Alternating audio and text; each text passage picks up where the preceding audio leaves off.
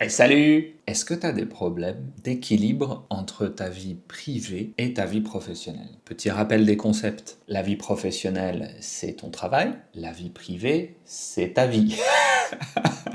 Bon, est-ce que tu as des problèmes d'équilibre entre ta vie privée et vie professionnelle? C'est une question un peu biaisée parce que j'ai lu un livre qui parle de l'équilibre entre vie privée et vie professionnelle, mais qui explique que c'est un mythe, ce n'est pas vrai. Pourquoi? Parce que ta vie ne se coupe pas en deux parties. Il n'y a pas ta vie privée et ta vie professionnelle. En fait, tu as ta vie, bien sûr, professionnelle, et puis tu as ta vie personnelle, c'est-à-dire qu'est-ce que tu fais toi quand tu veux prendre soin de toi, tu as ta vie familiale, tu as de multiples vies, je crois qu'il y en a entre 7 et 9. Comment s'appelait ce livre déjà? Il s'appelait Work-Life Balance Myth, quelque chose comme ça. Bon, en tout cas c'est un bon livre, je te le conseille, mais je ne l'avais pas trouvé en français. Alors, pourquoi je te pose cette question? Comme d'habitude, je te raconte ma petite histoire et puis ensuite tu pourras raconter la tienne si tu veux. Si on parle de déséquilibre entre ces vies, moi honnêtement j'ai toujours eu une réaction quasi par défaut, une réaction automatique qui était de dire je ne peux pas réduire le travail puisque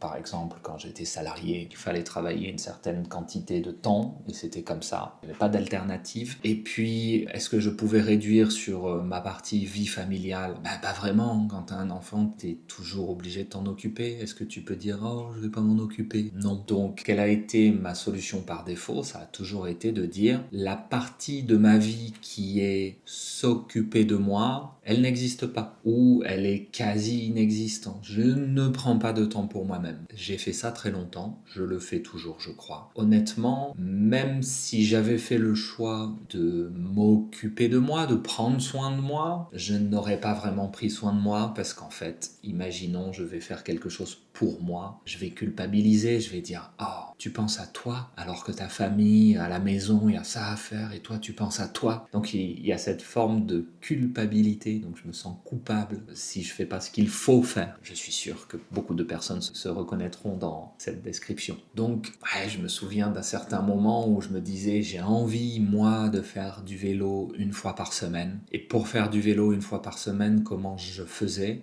J'avais décidé de rogner sur mon sommeil, donc les samedis matins, plutôt que de dormir jusqu'à, je sais pas, 7 ou 8 heures du matin, je me levais à 5h30 et je partais à 6 heures sur mon vélo pour faire mes 2 heures et quelques de vélo. Pourquoi? Parce que je rentrais à la maison à l'heure où, à l'époque, ma femme et ma fille se levaient. Et du coup, j'empiétais sur la vie de personne. J'étais là et disponible, soit pour ma famille, soit pour travailler ensuite, parce que c'est vrai que je travaillais les samedis matins. Mais je prenais pas sur l'espace de la famille pour mon temps personnel de je vais faire du vélo. Je me levais très tôt. Donc j'ai toujours rogné sur moi-même pour faire ce qu'il faut, je crois. Donc on peut dire que moi, j'ai pas vraiment un équilibre entre vie professionnelle et vie personnelle. J'ai plutôt un équilibre entre vie professionnelle et mon enfant. C'est plutôt entre ces deux choses que j'essaie de trouver un équilibre, ce qui n'est pas toujours facile alors que finalement j'ai supprimé tout le reste. Une fois ce contexte posé, fin 2025, j'ai eu des petits soucis d'argent, comme ça arrive à tout le monde. Il y a eu un peu moins d'activité, certains de mes étudiants m'ont dit, tous en même temps pour des raisons très diverses, qu'ils voulaient faire une pause ou qu'ils avaient atteint leur objectif et qu'ils souhaitaient arrêter. Bon, c'est des choses tout à fait normales, hein. Comme c'est arrivé en fin d'année, un moment où ça ralentit toujours un peu, ce qu'on appelle les fêtes de fin d'année. Les gens sont en famille, donc c'est pas vraiment le moment où on retrouve des étudiants. Ça, plus quelques autres petits problèmes d'appartement, je t'en ai parlé, où j'ai perdu mon chien. Quand tu perds ton chien, il faut que tu payes la crémation. La crémation, c'est quand on brûle le corps du chien. Ça coûte cher. J'ai eu pas mal de choses en même temps et je me suis retrouvé, c'est pas très grave honnêtement, je me plains pas, mais je me suis retrouvé pendant une semaine ou deux où en fait j'achetais de la viande pour ma fille, mais moi je mangeais des œufs. Bon, encore une fois, il y a des gens qui n'ont pas d'argent pour quoi que ce soit, donc je ne me plains pas. J'avais de quoi vivre convenablement, simplement en sacrifiant quelques petites choses, et c'était pas grave. Pourquoi je te parle de ça? Parce que suite à ça, début 2026, tu sais, il y a un peu comme les salles de sport, beaucoup de gens se disent « Oh, je vais étudier le français !» Et il y a un coup de boost dans l'activité. L'activité, d'un seul coup, s'accélère. À ce moment, moi, j'ai beaucoup de mal à dire: «Ah non, là, j'ai trop de travail, je peux pas prendre un étudiant de plus». Pourquoi? Ben, je viens de te dire, juste un mois avant, je mangeais des œufs comme un étudiant et donc bon, j'ose pas dire non et ça s'accumule, ça s'accumule, ça s'accumule. On arrive à un moment où on va dire que je déborde de travail. Donc qu'est-ce qui s'est passé? J'ai fini là, depuis, 1 mois et demi, à travailler 7 jours sur 7. J'ai complètement abandonné l'idée d'avoir des week-ends ou quoi que ce soit. Historiquement, dans mon activité, je prenais plutôt les mercredis et les dimanches comme jours de repos et je travaillais les autres jours. Donc je travaillais le samedi, mais je me reposais le mercredi puisque les écoles sont fermées en France et c'est un jour où ma fille est à la maison. Donc je me reposais les mercredis et les dimanches et ça me permettait de passer du temps avec ma fille. Ces derniers temps, je travaille 7 jours sur 7. Est-ce que je travaille toute la journée, tous les jours? Non, hein. Je travaille vraiment, vraiment toute la journée pendant 4 jours et je fais plutôt des grosses demi-journées les 3 autres. Donc on peut dire que je charbonne un petit peu. Charbonner, ça veut dire mettre du charbon dans la machine, tu sais, comme les vieux moteurs des trains. Donc si tu dis que tu charbonnes, ça veut dire que tu essayes de travailler plus dur, de travailler beaucoup plus. Donc j'essaie de charbonner un petit peu ces derniers temps. Pourquoi? Parce que j'aime pas être dans cette situation où je galère et je me dis oh il faut que j'arrête d'acheter ceci, il faut que j'arrête d'acheter cela. Ça c'est un truc qui me gêne vraiment. Mais en même temps, je peux pas non plus toujours rogner sur le temps que je consacre à ma fille. J'ai beaucoup de chance parce qu'elle est beaucoup plus grande maintenant et donc elle est beaucoup plus autonome. Par exemple, il y a encore un an, je devais absolument faire tous les devoirs avec elle. Maintenant, il y a une certaine quantité de ces devoirs où on a nos habitudes, elle sait comment les travailler, et donc elle peut faire cette partie tout seul, et moi je fais plutôt du contrôle, je viens regarder ce qu'elle a fait, je lui donne des conseils, etc. Mais je ne passe pas la totalité du temps de ses devoirs avec elle. Donc ça me fait du bien. De pas passer 1 heure et demie tous les jours à faire des devoirs avec elle en plus de tout le reste. C'est absolument génial. Maintenant, je passe plutôt une demi-heure avec elle pour ces choses-là et le reste du temps, elle le fait en autonomie. Ça m'enlève une épine du pied. Enlever une épine du pied. Tu sais, une épine, c'est une petite chose qui pique. Si tu as une épine dans la chaussure ou dans le pied, quand tu marches, ça te fait mal. On dit ça m'enlève une épine du pied, donc ça veut dire que ça te rend la vie beaucoup plus facile.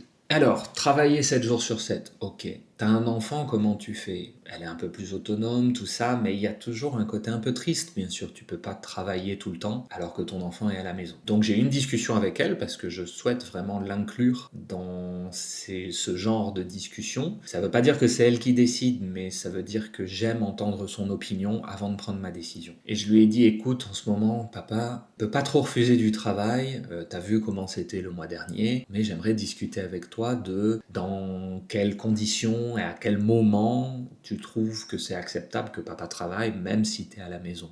Donc l'idée c'était de trouver un juste milieu, on va dire ça comme ça. On a essayé de trouver un juste milieu, c'est-à-dire oui, je vais sacrifier du temps, le mot est important, sacrifier, je vais sacrifier du temps que normalement je passe avec elle, mais il faut aussi faire un geste, il faut aussi qu'elle obtienne quelque chose selon moi. Donc on a d'abord eu la discussion de à quel moment il faut travailler. Donc je lui ai dit par exemple, si je travaille le samedi, si je travaille le dimanche, est-ce que tu préfères que je travaille le matin? Est-ce que tu préfères que je travaille l'après-midi? Est-ce que tu préfères que je travaille le soir? Il y a eu aussi la discussion de est-ce que tu préfères que je travaille peut-être un tout petit peu le matin, l'après-midi et le soir, avec beaucoup de pauses? Ou est-ce que tu préfères que je compacte tout, que je réunisse toutes mes leçons par exemple au maximum, je sais pas, par exemple le samedi soir, et avoir du samedi matin jusqu'au samedi soir avec toi. Donc on en est arrivé à la conclusion qu'elle préférait être tranquille le matin, que c'était un moment où elle voulait pas se stresser pour quoi que ce soit, et que elle préférait que je travaille en fin d'après-midi et au début de soirée.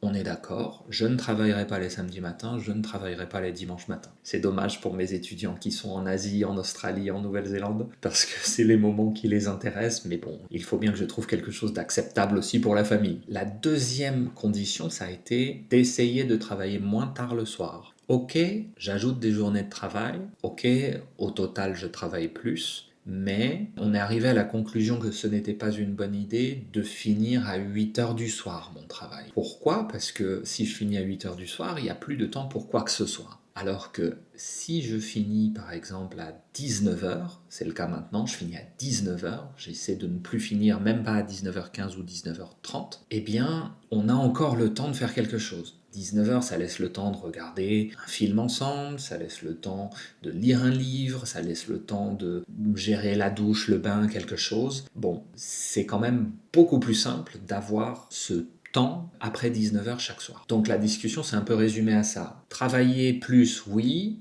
mais qu'est-ce qu'on ne sera pas prêt à sacrifier? Et ce qu'on n'est pas prêt à sacrifier, c'est le temps où on peut regarder un film ensemble le soir en commentant, puisqu'on parle beaucoup pendant les films, c'est un peu insupportable. Où on parle, on se dit « Ah, t'as vu ce qu'elle a fait, t'as vu ce qu'elle dit, oh, t'as vu, oh, elle est méchante, oh, elle est gentille ».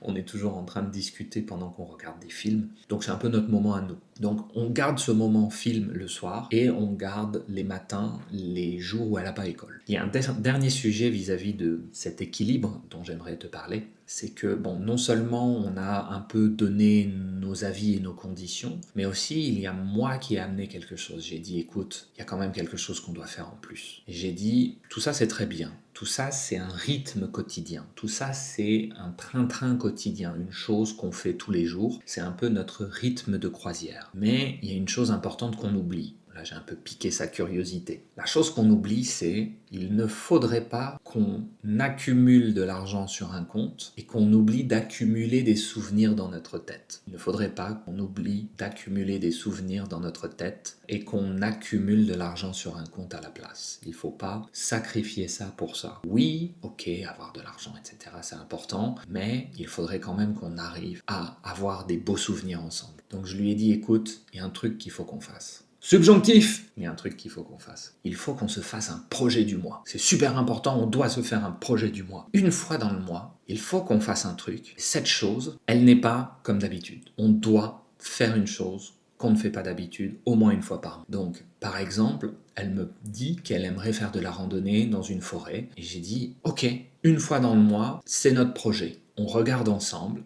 Où est-ce qu'on peut aller? Qu'est-ce qui serait bien qu'on fasse? Quel endroit on voudrait visiter? Qu'est-ce qu'on aimerait faire? Une activité différente, un lieu différent, une chose différente, et qu'on se crée notre souvenir du mois. Et ça va nous aider à avancer dans notre quotidien aussi, parce que chaque semaine, chaque mois, on va se dire « Ah, ce mois-ci, qu'est-ce qu'on fait? » Une fois qu'on a trouvé ce qu'on voulait faire, « Oh, dans 2 semaines, on va faire ça. Oh, dans 10 jours, on va faire ça. Oh, dans 1 semaine, on va faire ça. » Donc par exemple, pour le mois de février, on a assez rapidement trouvé un truc, on s'est dit « On va aller faire de l'escalade. » On va inviter un copain, on va aller faire de l'escalade. Et puis en plus, avant de faire de l'escalade, on va aller au restaurant chinois. Voilà, on va faire ça. Restaurant chinois, c'est bien. Escalade, c'est bien. Un beau souvenir, on est content.